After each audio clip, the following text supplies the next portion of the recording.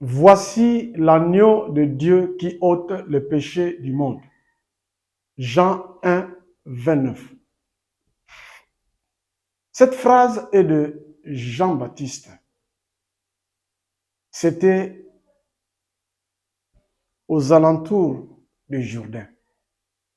Israël est en une position de domination. Les Romains dominent Israël. Et on se demande, nous le peuple de Dieu, nous sommes sous la domination d'un peuple étranger.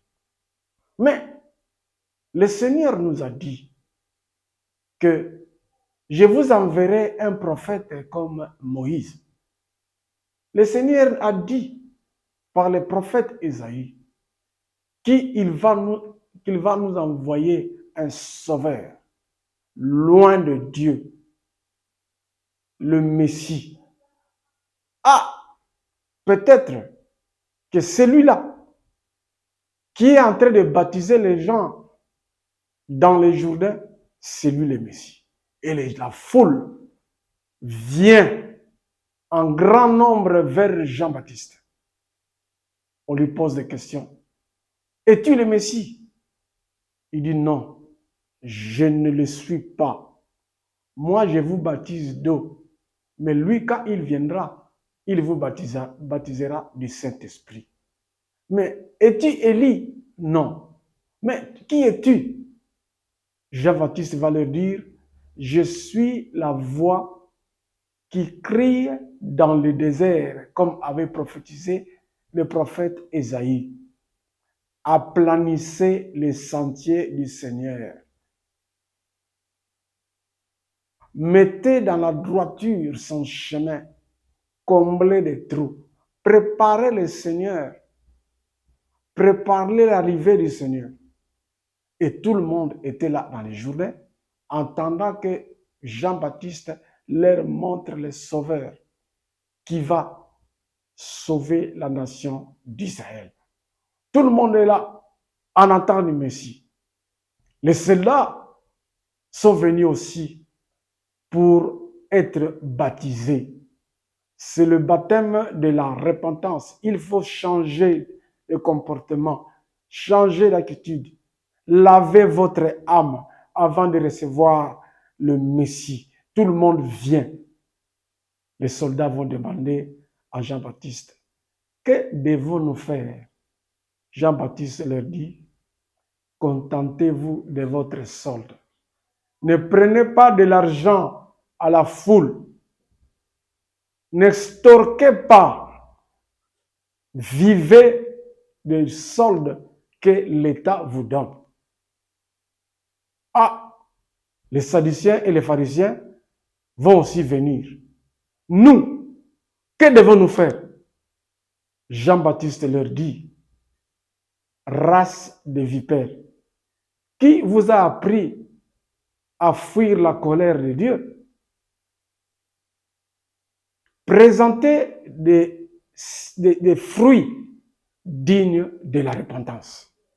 Bien-aimés, Jean-Baptiste dit aux Sadducéens de présenter des signes, des fruits dignes de la repentance. Or, ce sont eux les prédicateurs religieux. Ce sont eux qui montrent au peuple la voie à suivre. Ils doivent être des saints. Mais pour Jean-Baptiste, ils ne sont pas encore convertis.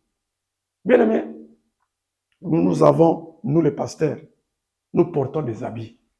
Parfois, je peux mettre la colle pastorale, la chemise pastorale, la toge pastorale. Ce sont là les signes des pasteurs. Mais ce ne sont pas des fruits dignes de la repentance. Les fruits dignes de la repentance se remarquent on suit les paroles de Jésus-Christ et on les pratique. Car Jésus a dit, voici mon commandement. Voici ton commandement. Tu aimeras ton prochain comme toi-même. Le commandement de Jésus-Christ, c'est l'amour. Le commandement de Christ que quelqu'un converti, les fruits se montrent même dans la société, même dans l'église. Mais souvent, l'église d'aujourd'hui, on fait tout pour montrer les signes visibles qu'on est chrétien. Mais qu'au-dedans, on n'est pas encore converti. Si on te dira que même certains ils peuvent appeler révérends, ils ne sont pas convertis, ça serait un sujet de débat, mais malheureusement, c'est la réalité. Montrer les fruits dignes de la repentance. Et quand Jésus-Christ est arrivé, Jésus-Christ est venu, il a été baptisé par Jean-Baptiste. Quand il est sorti de l'eau, la colombe est descendue sur sa tête. C'était le Saint-Esprit. Le Saint-Esprit est descendu sur la tête de Jésus-Christ en forme de colombe. Et puis, une voix a été entendue. Dieu a parlé.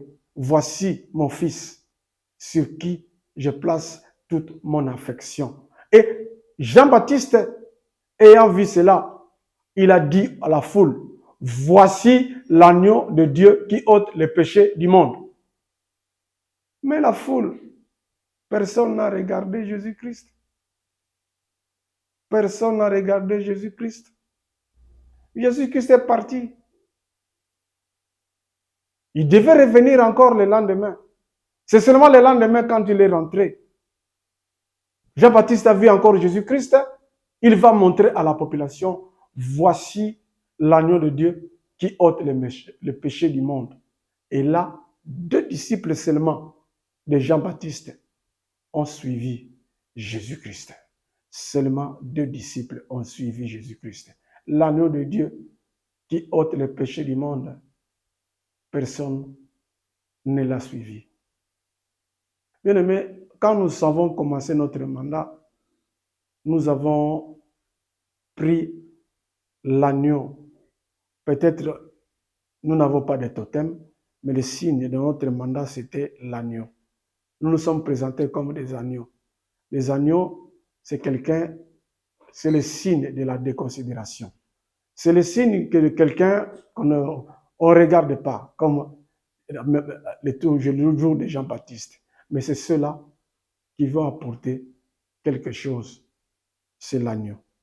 Donc l'agneau, c'est l'humilité, c'est la simplicité. Même si vous êtes déconsidéré, l'agneau, il va jusqu'à l'abattoir sans parler. L'agneau va jusqu'à la crucifixion, il accepte tout.